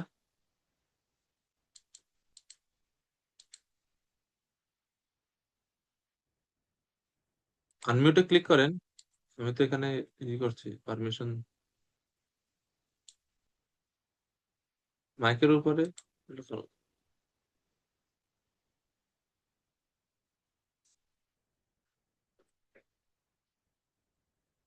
কি হলো কি জানি, মীনাক্ষী মাতাজি পড়েন 28। হরে কৃষ্ণ প্রভু। হরে কৃষ্ণ। শ্লোক নাম্বার শ্লোক নাম্বার 29 28। না, শ্লোক নাম্বার 28। হ্যাঁ, ভগবানের এই বাণী শুনে দেবাহুতি জিজ্ঞাসা করলেন, আমি কি প্রকার ভক্তি বিকাশ করব এবং অভ্যাস করব, যার ফলে আমি অনায়াসে এবং শীঘ্রই আপনার শ্রী পাদপদ্মে সেবা প্রাপ্ত হতে পারি। হরে কৃষ্ণ। হরে কৃষ্ণ। তো 19 নাম্বার শ্লোকে যখন দেবহূতি মাতা শুনলেন যে ভক্তিযোগ হচ্ছে মঙ্গলজনক পন্থা, এই ছাড়া দ্বিতীয় কোনো পথ নাই, ভক্তিযোগের উৎকর্ষ শ্রবণ করে উনি এখন প্রশ্ন করছেন, মম স্ত্রিয়ঃ, আমি স্ত্রী জাতি, কিদৃশী গোচরা, কিভাবে আমি ভক্তি সম্বন্ধে জানতে পারি এবং কিভাবে আমি ভক্তিযোগ অনুশীলন করতে পারি, আহ, সেই সম্বন্ধে কৃপা করে বলো। সেই জন্য বলছেন যে ক্বচিৎ ত্বয়ি উচিতা ভক্তি কিদৃশো মম গোচরা ইয়া পদম তে নির্বাণম অঞ্জসা অঞ্জসা অন্বেষণ বৈ অহম, আমি কিভাবে সেটা লাভ করতে পারি। এরপরে এটা হচ্ছে দ্বিতীয় প্রশ্ন। দ্বিতীয় প্রশ্ন হচ্ছে যে আমি কি প্রকার ভক্তি বিকাশ করব এবং অভ্যাস করব, what kind of bhakti should I perform to easily attain your feet. আমি কি প্রকার ভক্তি অনুশীলন করব যার দ্বারা অতি সহজে আমি আপনার চরণ কমল প্রাপ্ত হতে পারি। দ্বিতীয় প্রশ্ন 28 নম্বর শ্লোক করছেন, এবং এর উত্তর কোথায় হবে? এর উত্তর হবে এই অধ্যায়ে এরই 31 থেকে 44 নম্বর শ্লোকে। শ্লোক নাম্বার 31 থেকে 44 শ্লোকে এই দ্বিতীয় প্রশ্নের উত্তর দিবে।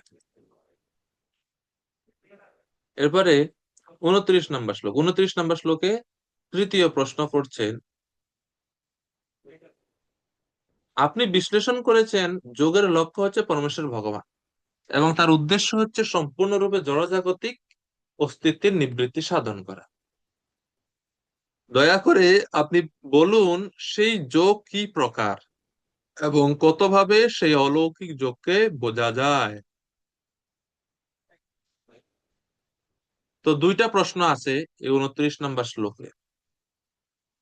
প্রথম প্রশ্ন 3 নম্বর প্রশ্ন হচ্ছে explain the jnana by which one understand the tattva, অর্থাৎ কৃপা করে জ্ঞান, আপনার সম্বন্ধে জ্ঞানের কথা বলুন যার দ্বারা আপনার তত্ত্ব যথাযথভাবে বুঝতে পারা যায়। আর শেষ লাইনে বলা হচ্ছে কিদৃশ কতি চাঙ্গানি ইয়েস, সরি, অনুবাদে দয়া করে আপনি বলুন সেই যোগ কি প্রকার এবং কতভাবে সেই অলৌকিক যোগকে বোঝা যায়।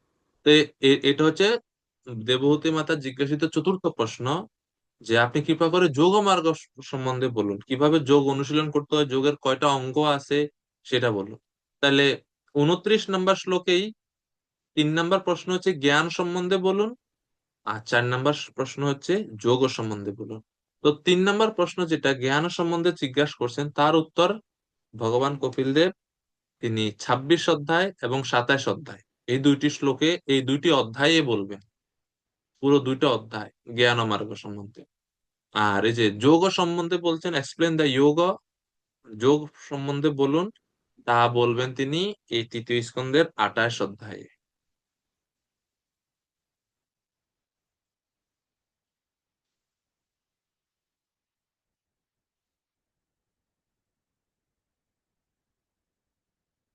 মাতাজি বলুন।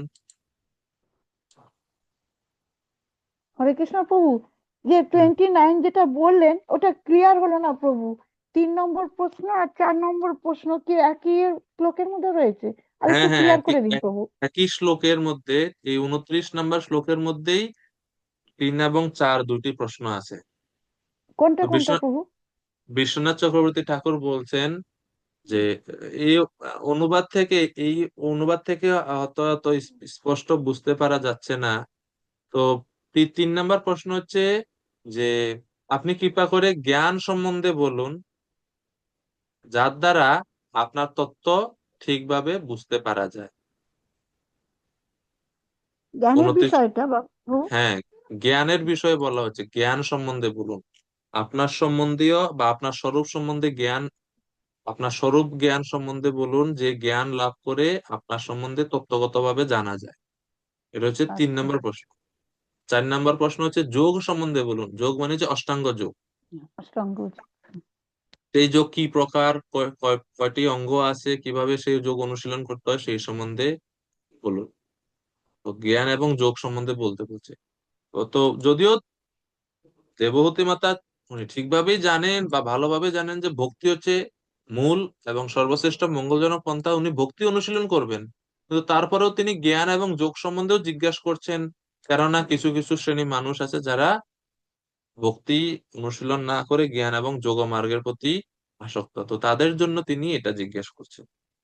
এই জন্য বিশ্বনাথ চক্রবর্তী ঠাকুর বলছেন যে an inquisitive person knows his own idea, and intelligent people know others' idea as well. Thus, although Devahuti understands that she should perform bhakti approved by the Lord, she also inquires about yoga and jnana. তো একজন বুদ্ধিমান ব্যক্তি তিনি নিজের কি দরকার তা জানেন, এবং অন্যের কি কি দরকার বা অন্যের জন্য কি প্রয়োজন তাও তিনি জানেন। তো এই জন্য একজন বুদ্ধিমতী হিসেবে দেবহূতি মাতা তিনি ভালো করে জানেন যে উনি ভক্তিযোগ অনুশীলন করবেন, কিন্তু সেই সাথে সাথে তিনি জ্ঞান এবং যোগ সম্বন্ধেও ভগবানের কাছে জিজ্ঞাসা করেছেন। এইভাবে এরপরে 30 নম্বর শ্লোকে দেবহূতি মাতা নিজের অপারগতার কথা স্বীকার করছেন। তদ এতদ মে বিজানীহি যথাহং মন্দদি হরে সুখম বুদ্ধেয় দুর্বোধাম যোষা ভবত অনুগ্রহাৎ। হে আমার প্রিয় পুত্র কপিল, আমি একজন স্ত্রী লোক, আমার পক্ষে পরম তত্ত্ব হৃদয়ঙ্গম করা অত্যন্ত কঠিন, কেননা আমার বুদ্ধি বুদ্ধি অল্প। কিন্তু আপনি যদি দয়া করে বিশ্লেষণ করেন তাহলে মন্দ বুদ্ধি হওয়া সত্ত্বেও আমি তা বুঝতে পারবো এবং তার ফলে দিব্য সুখ অনুভব করতে। এইভাবে তিনি তার বিনয়ের সঙ্গে তার নিজের অপারগতার কথা প্রকাশ করছেন। শ্রীল প্রভুপাদ বলছেন, গুরুদেবের কৃপায় দিব্য জ্ঞান শিষ্যের হৃদয়ে প্রকাশিত হয়। পরম তত্ত্বজ্ঞান অল্প বুদ্ধি সম্পন্ন সাধারণ মানুষেরা সহজে হৃদয়ঙ্গম করতে পারে না, কিন্তু গুরুদেব যদি শিষ্যের প্রতি সদয় হন তাহলে সেই শিষ্য যতই নির্বোধ হোক না কেন গুরুদেবের দিব্য কৃপায় তার কাছে সবকিছু প্রকাশিত হয়। তো দেববতী মাতা যখন এইভাবে নিজের বিনয় এবং অপারগতার কথা স্বীকার করছেন, নিবেদন করছেন, তখন ভগবান কপিল দেব তার উত্তর দেওয়া শুরু করলেন। ভগবান কপিল দেব উত্তর দিচ্ছেন দ্বিতীয় প্রশ্নের উত্তর 31 থেকে 44 নম্বর শ্লোক পর্যন্ত। দ্বিতীয় প্রশ্ন কি ছিল, যে আমি কি প্রকার ভক্তি করব। মৈত্রেয় উবাচ, তো মৈত্রী ঋষি এখন বলছেন, কি বললেন, তার মায়ের কথা শুনে কপিল দেব তার উদ্দেশ্য অবগত হয়েছিলেন এবং তার প্রতি তিনি কৃপা পরবশ হয়েছিলেন, কেননা তার দেহ থেকে তার জন্ম হয়েছিল। সব তার তার দেহ থেকে তার জন্ম মানেছে দেবহূতি মাতার দেহ থেকে ভগবান কপিল দেবের জন্ম হয়েছিল। তিনি তার কাছে সাংখ্য দর্শন বর্ণনা করেছিলেন, যা গুরু পরম্পরায় ভক্তি এবং যোগের সমন্বয়। তো কপিল দেব যে জ্ঞান দিলেন সেটা হচ্ছে সাংখ্য দর্শন বর্ণনা করলেন। এটা গুরু পরম্পরা ধারায় প্রাপ্ত হওয়া যায় এবং এটা ভক্তি এবং যোগের সমন্বয়। তো 32-33 এই দুইটি শ্লোকে এখন ভগবান বলছেন, শ্রী ভগবান উবাচ, দেবানাং গুণলিঙ্গানাং আনুশ্রবিক কর্মণাং সত্ত্বিকা মনসঃ বৃত্তি স্বাভাবিকি তুয়া অনিমিত্তা ভগবতী ভক্তি সিদ্ধের গরীয়সী। এটাও খুব গুরুত্বপূর্ণ শ্লোক।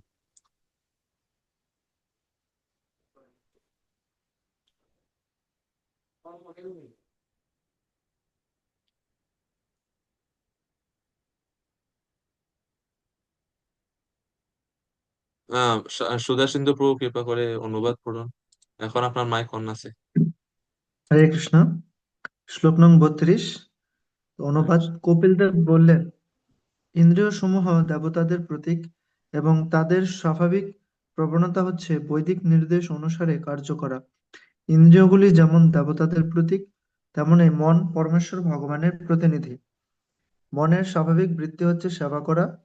সেই সেবার ভাব যখন কোন রকম উদ্দেশ্য ব্যতীত ভগবানের সেবায় যুক্ত হয়, তখন তা মুক্তির থেকেও অনেক অধিক শ্রেয়স্কর। হরে কৃষ্ণ প্রভু। হরে কৃষ্ণ। ধন্যবাদ প্রভুজি।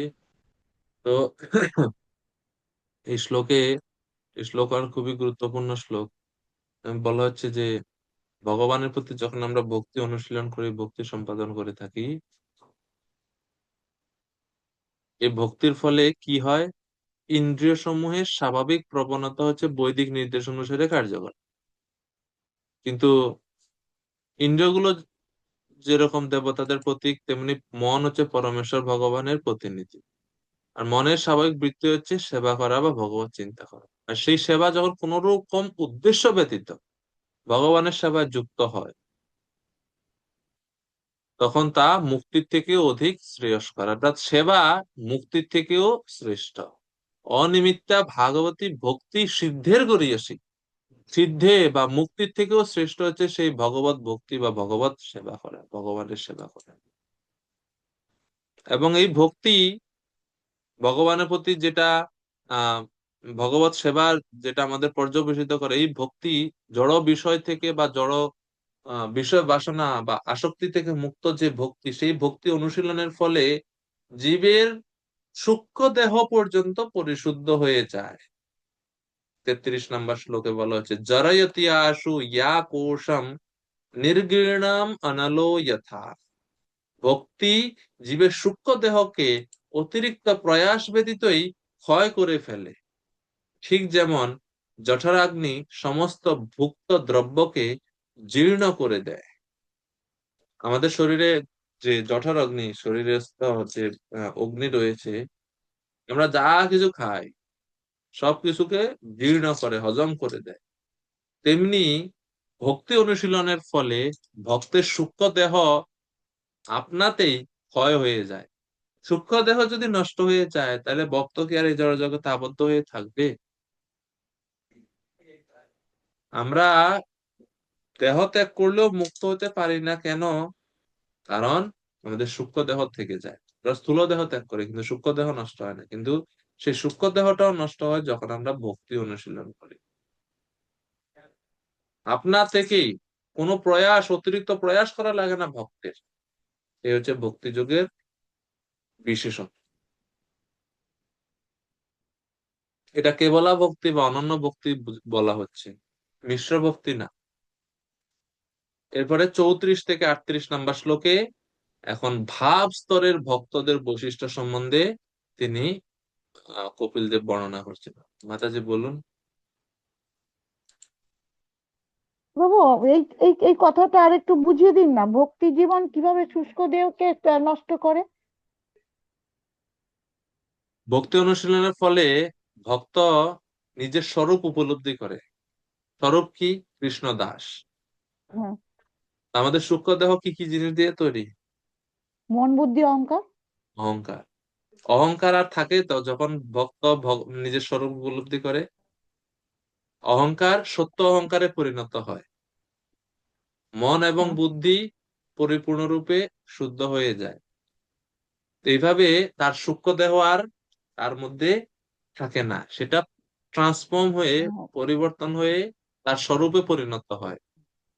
আচ্ছা। এবং এইভাবে ভক্ত বন্ধন থেকে মুক্ত হয়ে যায়। সরি। ওকে প্রভু, শিল হরে শিল কৃষ্ণ। প্রভুপাদ তাৎপর্যে ব্যাখ্যা করছে, দেখেন যে ভক্তকে আলাদাভাবে মুক্তি লাভের জন্য চেষ্টা করতে হয় না। ভক্ত যখন ভগবানের সেবা করে, মুক্তি দেবী স্বয়ং তার কাছে এসে অপেক্ষা করতে থাকে। তার মানে কি প্রভু, এই যে যারা ভক্তির ইয়েতে রয়েছে, তাদের কি আয়ুটা ক্রমশ ক্ষয় হতে থাকে? আয়ু ক্ষয় হয় না। ভক্তের আয়ু ভগবানের ইচ্ছার উপর নির্ভর করে থাকে। ভগবান যখন ইচ্ছা তখন তাকে নিয়ে যেতে পারেন, ভগবান যদি চান তাকে রাখতেও পারেন। ভগবানের উপর থেকে। তো শুষ্ক জিনিসটা যদি নষ্টই হয়ে গেল, ক্ষয় হয়ে গেল প্রভু, তাহলে আর কি রইলো বাকি? একদিনে তো ক্ষয় হবে না। আপনাকে শুদ্ধ করার জন্য যতদিন রাখতে হবে ভগবান রাখবেন। যখন সূক্ষ্ম দেহ, এখন এখন ভক্তি করতেছি তো আমরা 10-15 বছর মোটামুটি। ওই সূক্ষ্ম দেহ ধ্বংস হইলো কই? তো আয়ু যদি ক্ষয় হয়ে যেত তো আরো আগে চলে যেতাম। এই জন্য যারা ঐকান্তিক ভক্তিতে যুক্ত তাদের আয়ুটা পূর্ণরূপে কৃষ্ণের উপর নির্ভর করে। কৃষ্ণ তো আচ্ছা। আর ভক্তি করলেই সূক্ষ্ম দেহ নষ্ট হবে না, ঐকান্তিক তীব্র ভক্তি করলে সূক্ষ্ম দেহ নষ্ট হবে। আমরা যে ভক্তি করি সেটা তো মিশ্র আমরা হয়ে অনর্থ গেছে থেকেই মুক্ত হতে পারি না, হ্যাঁ, আবার সূক্ষ্ম দেহ কিভাবে ধ্বংস ওই তো। হবে? তো এটা তাদের পক্ষেই, তাদের ক্ষেত্রেই ঘটে যারা ঐকান্তিক ভগবত ভক্তিতে অনন্য ভাবে কৃষ্ণের ভক্তিতে যুক্ত তারা। ব্রহ্মভূত অবস্থায় যেটা হয় সেই জিনিসটা এটা ব্রহ্মপুত্র থেকে ঊর্ধ্বে, উঠছে। আচ্ছা। ব্রহ্মপুত্র থেকে ঊর্ধ্বে ভগবত সেবায় যারা পূর্ণরূপে 100% নিযুক্ত নিমগ্ন থাকে 24 ঘন্টা, তারা এই শ্রেণীতে পড়ে।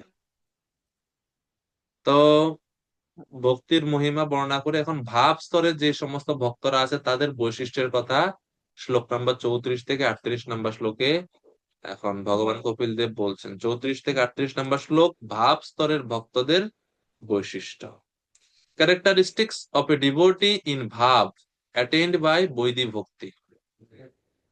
তো বৈদিক ভক্তি এবং রাগানুগা ভক্তি আমরা জানি দুই প্রকারের ভক্তি আছে। 34, 35, 36, 37 এই শ্লোকগুলোতে বৈদিক ভক্তির কথা বর্ণনা করা হচ্ছে। 38 নম্বর শ্লোকে রাগানুগা ভক্তির কথা বর্ণনা করা হচ্ছে।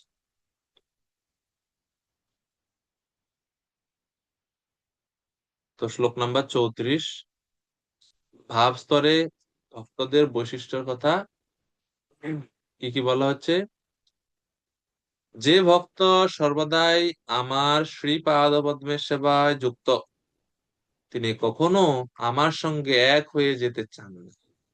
এই প্রকার ঐকান্তিক ভক্ত সর্বদাই আমার লীলাবিলাসের এবং কার্যকলাপের কীর্তন করে। 34 নম্বর শ্লোকে 3টা বৈশিষ্ট্য। নৈকাত্মতাম, ন এক আত্মতাম বা নৈকাত্মতাম, মানে নেভার ডিজায়ার ইম্পার্সোনাল লিবারেশন।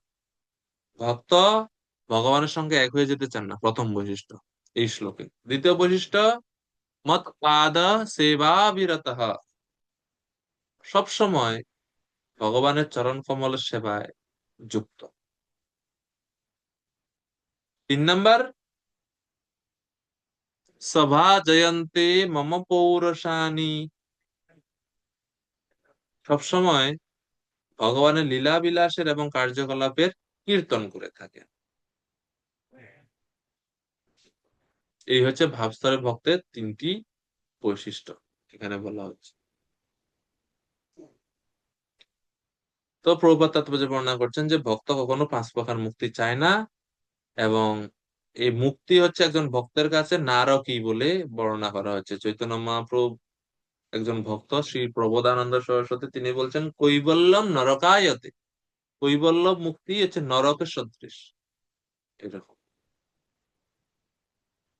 এরপরে 35 নম্বর শ্লোক, যেহেতু ভক্ত সাযুজ্য পর্যন্ত মুক্তি চায় না, কোনো ফল এর স্পৃহা নাই, অতএব তার নিকট, আমার নিকট সেই ভক্ত অত্যন্ত প্রিয়। আমার নিকট হতে তারা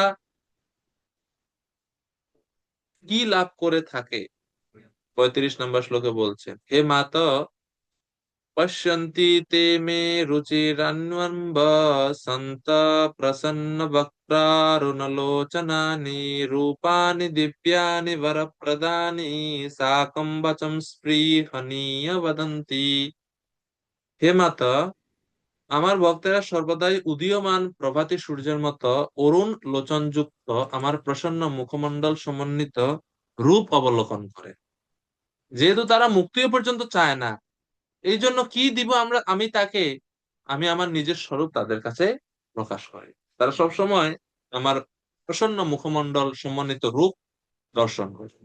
তারা আমার সর্বমঙ্গলময় বিভিন্ন রূপ দর্শন করতে চান এবং অনুকূল ভাবে আমার সঙ্গে বাক্যালাপ করতে চায়। এই হচ্ছে ভাব স্তরের ভক্তদের বৈশিষ্ট্য। ভাব স্তরের ভক্ত ভগবানের সঙ্গে কথা বলতে চান, ভগবানের রূপ অবলোকন করতে চান। 35 নম্বর শ্লোকেও 3টি বৈশিষ্ট্য বলা হচ্ছে। প্রসন্ন বক্ত্রারুণলোচনানি, ভগবানের অত্যন্ত আকর্ষণীয় হাস্যোজ্জ্বল মুখমণ্ডল এবং অরুণলোচন তারা দেখতে চায়। পরবর্তী বৈশিষ্ট্য, রূপানি দিব্যানি বরপ্রদানি, তারা ভগবানের আহ, বর প্রদানকারী বিভিন্ন চিন্ময় রূপ তারা দর্শন করতে চায়। এবং বাচম স্পৃহনীয়ম বদন্তি, তারা অনুকূল ভাবে আগ্রহের সহিত অনুরাগের সহিত আমার সঙ্গে কথা বলতে চায়। এই 3টি বৈশিষ্ট্য 35 নম্বর শ্লোকে বলা হচ্ছে। তো এই জন্য যেহেতু ভক্ত ভগবানের সঙ্গে কথা বলতে চায় স্পৃহনীয় অনুরাগ ভাবে, এই জন্য প্রভুপাদ বলছেন যে বিগ্রহ কোনো প্রতিমা না, জড় বস্তু না, ভগবান সাক্ষাৎ। ভক্ত ভগবানের সঙ্গে কথা বলেন বিগ্রহ। আর গুরুদেবের কর্তব্য হচ্ছে কিভাবে বিগ্রহ আরাধনা করতে হয় সেই সম্বন্ধে শিষ্যকে শিক্ষা দেয়া। শ্রী বিগ্রহ আরাধনা নিত্যানানা শৃঙ্গারতান মন্দিরমার্জনাতো সুপ্তস্য ভক্তাংশ্চ নিযুঞ্জতোপি বন্দে গুরু শ্রীচরণারবিন্দ। বলা হয় না, গুরুদেব আমাদের ভগবত সেবার বিধিবিধান শিখিয়ে থাকেন। এরপরে আরো বৈশিষ্ট্য শ্লোক নাম্বার 36-এ বলা হচ্ছে। হ্যাঁ, মীনাক্ষী মাতাজি কৃপা করে পড়ুন 36 নম্বর শ্লোক। হরে কৃষ্ণ প্রভু। শ্লোক নাম্বার 36, অনুবাদ। ভগবানের হাস্যোজ্জ্বল এবং আকর্ষক রূপ দর্শন করে এবং তার অত্যন্ত মধুর বাণী শ্রবণ করে শুদ্ধ ভক্তরা তাদের চেতনা হারিয়ে ফেলেন।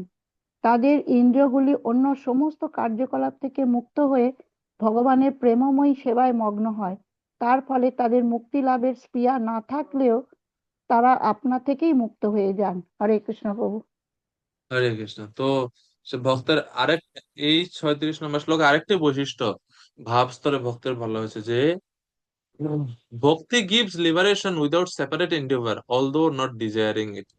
যদিও ভক্ত মুক্তি চায় না, লিবারেশন বা মুক্তি চায় না, তো তা সত্ত্বেও ভক্তি আপনা আপনি তাকে মুক্তি প্রদান করে। আহ, মুক্তি লাভের স্পৃহা না থাকলেও তারা আপনা থেকেই মুক্ত হয়ে যায়।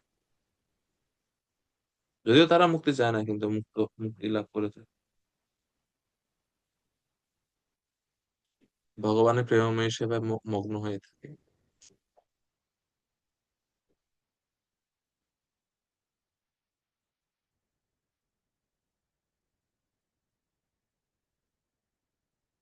তো শ্রীল প্রভুপাদ তাৎপর্য বলছেন, কনিষ্ঠ ভক্ত শ্রী বিগ্রহ সেবার ফলে মুক্তি লাভ করে।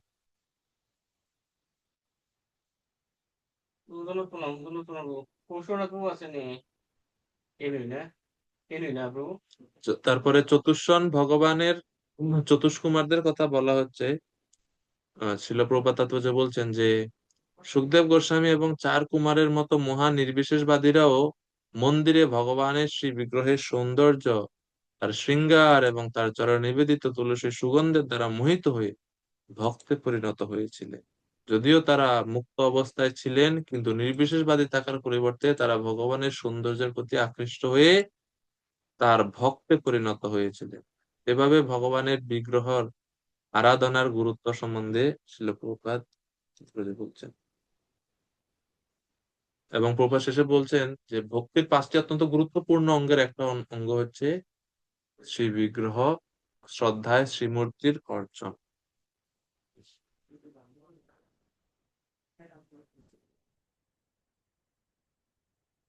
এরপর শ্লোক নাম্বার 37 নম্বর শ্লোকে আরো একটি বৈশিষ্ট্যের কথা বলা হচ্ছে। এভাবে সম্পূর্ণরূপে আমার চিন্তায় মগ্ন থাকার ফলে ভক্তরা স্বর্গলোকের এমনকি সত্যলোকেরও সর্বশ্রেষ্ঠ ঐশ্বর্য কামনা করে না। তারা যোগের অষ্টসিদ্ধিও কামনা করেন না, এমনকি তারা বৈকুণ্ঠ লোকে পর্যন্ত উন্নত হতে চান না। কিন্তু সেইগুলি না চাইলেও এই জীবনে তারা সমস্ত ভাগবতী সম্পদ ভোগ করেন।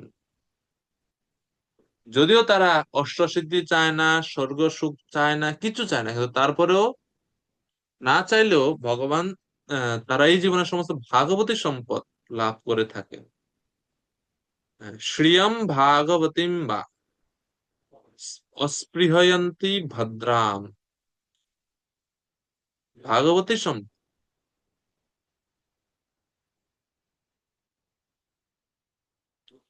অর্থাৎ ভাগবতী সম্পদটা কি? ভাগবতী সম্পদ হচ্ছে তারা ভগবানের সঙ্গে ভাবের আদান প্রদান রূপ বা ভগবানের সরাসরি সঙ্গ রূপ সম্পদ তারা লাভ করে থাকে। না চাইলেও তারা সমস্ত কিছু লাভ করে থাকেন, বা ভাগবতী সম্পদ মানে ভগবান তাদেরকে সমস্ত প্রয়োজনীয় দ্রব্য আদি সমস্ত কিছু তাদের প্রদান করে থাকে। এই হচ্ছে ভাগবতী সম্পদের বিষয়। তো শিল প্রভুপাদ বলছেন, উচ্চতর লোকে জড় সুখভোগের অন্তহীন সম্ভাবনা আছে। উচ্চতর লোকে আদিবাসীদের আয়ু অনেক বেশি। ভক্ত কখনো এই সমস্ত ভৌতিক ভোগের কামনা করেন না। যিনি ভগবানের সেবায় যুক্ত হয়েছেন তার নিঃসন্দেহে মুক্তি লাভ হয়ে গেছে। ভগবত ভক্তরা না চাইতেও বৈকুণ্ঠে তারা গমন করেন, প্রভুপাদ বলছেন। বৈকুণ্ঠ লোকের সবকিছুই নিত্যরূপে শান্তিময়, তবুও শুদ্ধ ভক্ত সেখানে উন্নীত হওয়ার আকাঙ্ক্ষা করেন না। ভক্ত এমনকি ভগবানের কাছে ধামে যাওয়ার জন্য আকাঙ্ক্ষা করেননি। তিনি এই জীবনে জড় জগতের এবং চিৎ জগতের সমস্ত শুভ সুযোগ সুবিধাগুলো উপভোগ করেন। এরপরে শ্লোক নাম্বার 38। তাহলে 37 নম্বর শ্লোকের বৈশিষ্ট্য কি? যদিও ভক্ত উচ্চতর গ্রহলোক, অষ্টসিদ্ধি, এমনকি বৈকুণ্ঠ লোক পর্যন্ত তারা চায় না, তারপরেও ভগবান তাদেরকে নিজে থেকেই প্রদান করে। তো 38 নম্বর শ্লোক পর্যন্ত আজকে আমরা রাখবো। 38 নম্বর শ্লোক পড়ে নিই। নাহি করহিচিৎ মৎ পরশান্ত রূপে নংস্যতি নো মে অনিমিষো লেডিহেতি येषामहं प्रियात्मा सुतश्च सखा गुरु सुहृददैवमिष्टम्। ভগবান বললেন যে, হে মাতা, ভক্তেরা যে দিব্য ঐশ্বর্য লাভ করেন কখনো নষ্ট হয় না। লেডি হেতি, লেডি হেতি মানে কখনো ধ্বংস হয় না। কোন রকম অস্ত্র এমনকি কালচক্রও সেই ঐশ্বর্য বিনষ্ট করতে পারে না। ভক্তের যে ঐশ্বর্য সম্পদ, কোনো কিছু তো পারে না, কালচক্র পর্যন্ত সেটা বিনষ্ট করতে পারে না। কাল জগতের সবকিছু ধ্বংস করে দেয়। যত বড় বড় সাম্রাজ্য রাজা হই না কেন, যত বড় বড় প্রতিপত্তি শক্তিশালী রাজা হোক না কেন, কালের প্রভাবে সব হারিয়ে গেছে জগৎ। অনেক বড় বড় মহারাজারা শাসন করছেন পৃথিবীর বুকে, কিন্তু পার্মানেন্ট কেউ না, কাল সবকিছুকে ধ্বংস করে দেয়। কিন্তু ভক্তের যে সম্পদ, দিব্য ঐশ্বর্য একজন ভক্ত লাভ করে, সেটা কখনো কেউ ধ্বংস করতে পারে, কোনো অস্ত্র না, কালচক্র না, কিচ্ছু না। যেহেতু ভক্তরা আমাকে তাদের সখা, আত্মীয়, পুত্র, গুরু, সুহৃদ এবং ইষ্ট দেবতা বলে গ্রহণ করেন, তাই তাদের ঐশ্বর্য থেকে তারা কখনো বঞ্চিত হয় না। যোগক্ষেম পহাম্যহম নেহা বিক্রমণা স্বস্তি প্রত্যবায়ো ন বিদ্যতে স্বল্পমপি যস্য ধর্মস্য ত্রায়তে মতো ভয়া। তো প্রভুপাদ তাৎপর্য বলছেন, মানুষ পুণ্যকর্ম করে, পুণ্যকর্মের ফলে সুখ পায়, কিন্তু সেই সুখটা তো বেশি দিন থাকে না, সুখ নষ্ট হয়ে যায়।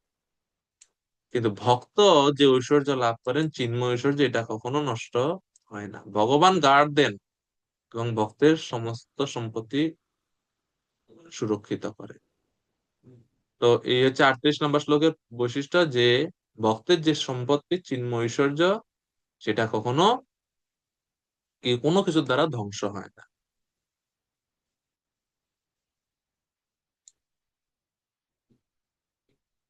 এখন তো যারা এই ভাব স্তরের ভক্তির জন্য যোগ্য নয়, ওরা কোন ধরনের ভক্তি করবে? তারা বৈদিক সাধন ভক্তি করবে। তো 39 নম্বর শ্লোক থেকে বৈদিক সাধন ভক্তির কথা কপিল দেব ভগবান বলবেন। আমরা আজকে 38 পর্যন্ত